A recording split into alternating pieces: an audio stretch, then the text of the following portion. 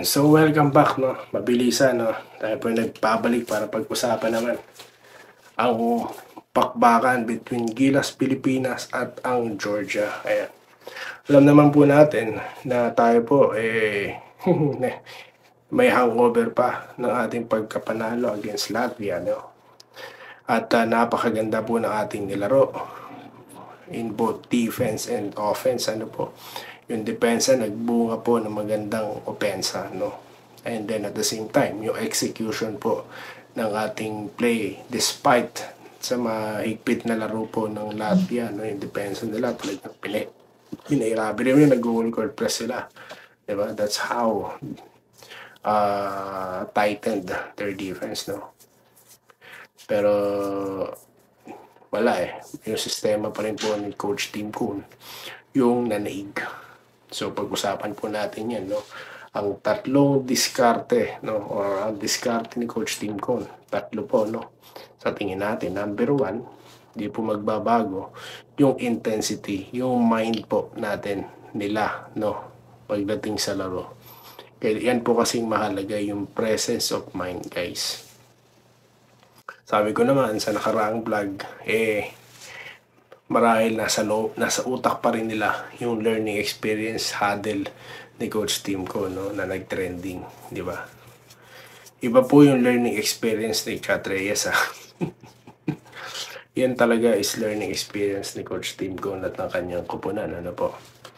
Yun po, no, yung mindset po ng team ang mahalaga dyan. Then number 2, ito pong of course, yung ating offensa.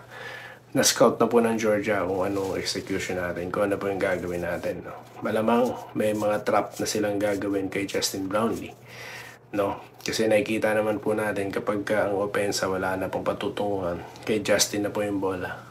So dapat po magbago yan, no? So I'm sure meron pong isi-switch lang ng konti si Coach Tim ko, no? Alam niyo naman po ang triangle, marami pong involved na players yan, no? So expect na po natin, no, babantayan nila si Justin Brownlee, no? At of course si Junmar Fajardo. So sino kaya ang puputok yan? Sino na kanino ang play, no? So at anong estilo ang gagawin ni Coach Tim ko, no? So anticipated na po yan, malamang, no, na gagawin ng Georgia, no? Gagawin nila same defense like Latvia has been done. Yun na nga lang, mas mahigpit dahil nakita nila yung execution po kanina ng Gilas. Then number 3 po, pinakahuling diskarte, no? Posibleng gawin dyan ni Coach Tim Kuhn. Yung yung tawag dito, yung ating pong depensa, no? Dahil nakita naman po nila, no, na kaya po nila tayong pasukin sa loob, di ba? So nakita ng kalaban na ang number 1 pong nangyari sa Latvia is nagmintis po yung kanilang tira. So therefore, sigurado po nakakita sila dyan ng mga butas, no, kung paano po lulusubin yung ilalim natin. Diba? Dahil di naman po ganun kabilis si Kai at si Junmar, diba? Malamang i-exploit nila yan, no? And at the same time, babatuhan nila tayo din ng 3-point shots. Yan ang ating speculation dyan. Kasi nga po, kung nagpapasok lang yung laro, yung tira ng Georgia kanina, ay ng Latvia rather,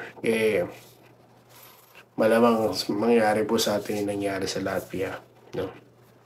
On the other hand, expect na po ng Georgia yung defense ang gagawin nila will be likely the same like what they did to Latvia, no? Kaya sa depensa po natin, wag mag-lower down tayo, no? Kukolekta tayo sa number 1 in which wag po natin silang i-underestimate porque tinambakan po yan ng Latvia, kaya na natin sila. Hindi, dapat, sabi ko nga po sa nakaraan vlog, hindi po itong koponan na to ang ating tinitignan. Lagi po natin titignan muna yung ating kalaban. Kaya nga sabi ko sa nakaraan vlog, bago ang laban with Latvia, kailangan talunin natin ang Latvia. That's the mindset, no? So yun po mangyayari dapat, Hindi po natin ina-underestimate, hindi nila dapat i-underestimate yung kalaban. Malamang po, sa malamang, in-underestimate tayo ng Latvia. No? Malamang, di ba? Overconfident po sila with their overwhelming victory, no, na ginawa nila against Georgia. So, wag po mangyari yun sa atin na magkaroon tayo ng no. So, dapat po meron tayong alternative, di ba? Kasi nga po, nahabol tayo di ba? Naging single digit po nung fourth quarter yung laban. Ibig sabihin, basta ganito lang palang gawin sa Gilas, no? Tawag dito, natin sila, mapapasok natin or makaka-opensa tayo sa kanila. So kanina po, may mga nakita rin tayong lapses doon. Kapag hinold goal press tayo, no? Sino yung tatanggap ng bola. Tsaka nakikita po natin minsan, tumatagal pa rin po yung bola sa player. Dapat po magbago yan. No? Malamang yan din po yung mga nakita kanina ng Georgia. Kaya wag natin silang i-underestimate, no? Talagang anuhin po natin, siguraduhin po natin na medyo kakaiba, no, ang gagawin ng Gilas. So I'm very confident po na yan po yung mga exciting moments na ating panonoorin under Coach Tim Cone, no? Biruin nyo, part na rin po pala ng coaching staff ito si Sean Chambers, no? Ang kanyang dating Justin Brownlee, no? Diba? Sa mga di po nakakilala kay Sean Chambers, well, wala naman siguro hindi nakakilala, lahat alam, kilala yan, yung sino yan.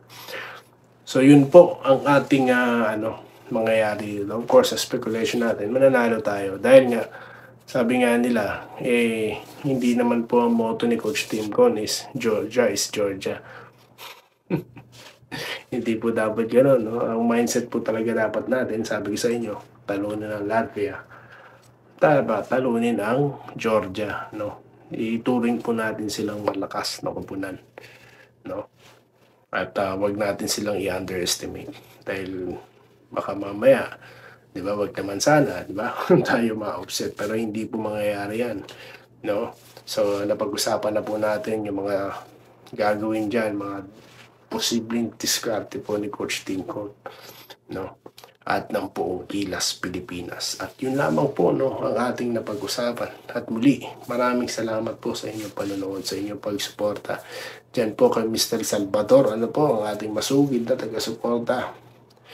Maraming salamat, bro, no? At sa mga iba pa po nating commenters dyan, no? Maraming salamat. Pasensya na kung di po tayo nakapagtalaki ngayon ng marami. Medyo busy lamang po tayo dito, no? Pero hindi natin palalampasin ng mga Gilas games.